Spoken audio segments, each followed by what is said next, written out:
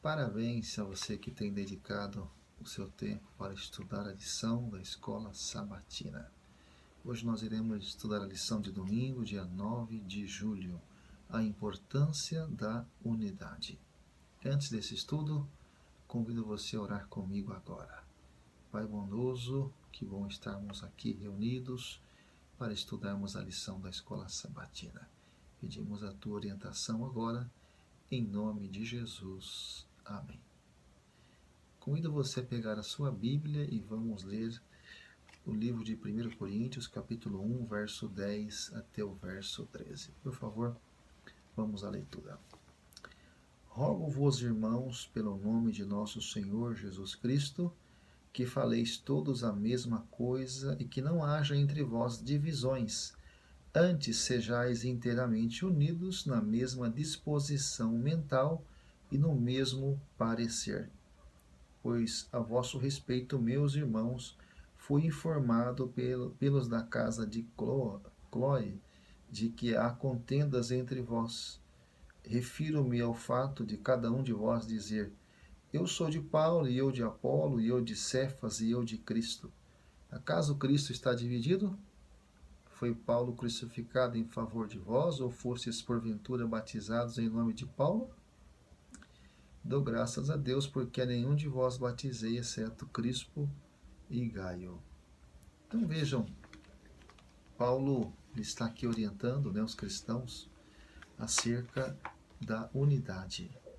Paulo está aqui pedindo que eles pudessem, em nome de Jesus, viverem uma vida pacífica, uma vida de comunhão um com o outro. Paulo está aqui querendo mostrar que os que estão unidos em Cristo devem exaltar o nome dele. Como João Batista, lembram-se disso? João Batista, ele, quando um dos seus discípulos vieram até ele dizendo que estava aumentando os discípulos de Jesus, e ele disse, olha, que ele cresça e eu diminua. Né? Esse espírito deve permear também a nossa vida. Que o nosso irmão cresça e que nós possamos diminuir. Devemos viver em paz uns com os outros. Não ficar brigando por cargo, por departamentos, por posições, hierarquias. Nós devemos servir a Deus de todo o nosso coração.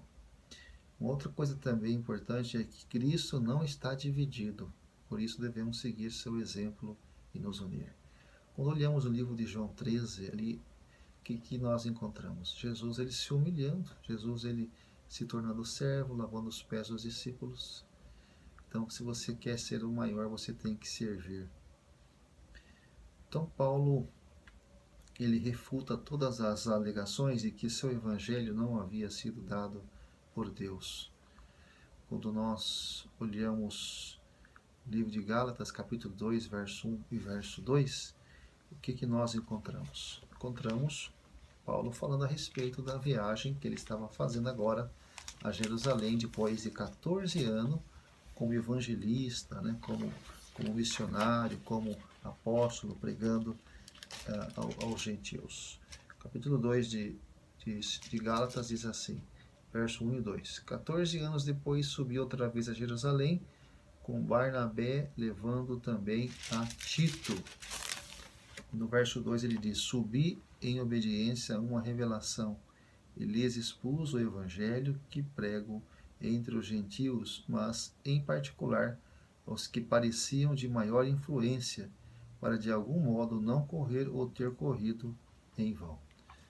Eu quero que você fique atento aqui sobre o seguinte, olha, Paulo, ele foi acusado, de ser um falso apóstolo, ele foi acusado de estar agradando as pessoas com o evangelho barato.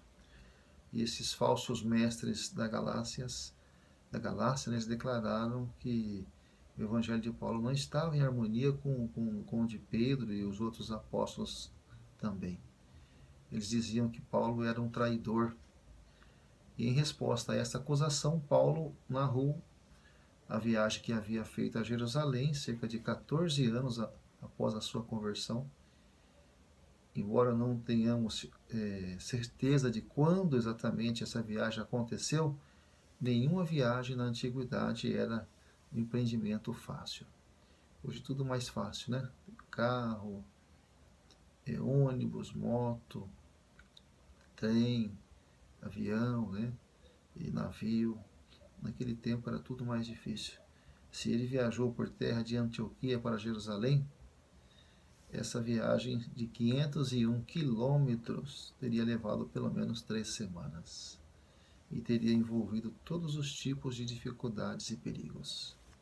No entanto, apesar dessas dificuldades, Paulo ele empreendeu a viagem. Não porque os apóstolos o tivessem chamado, mas porque ele havia sido chamado pelo Espírito Santo. E enquanto ele esteve ali, apresentou seu evangelho aos apóstolos. A pergunta que fica no ar é: por que ele fez isso? Certamente não foi porque tivesse dúvidas sobre o que estava ensinando. Seguramente ele não precisava de nenhum tipo de reafirmação da parte deles. Afinal, ele já havia proclamado o mesmo evangelho durante 14 anos. E embora ele não precisasse da permissão nem da aprovação deles, valorizava em grande medida o apoio e o encorajamento dos outros apóstolos. Portanto, queridos, a acusação de que sua mensagem era diferente foi um ataque não apenas a Paulo, mas também à unidade dos apóstolos e à própria igreja.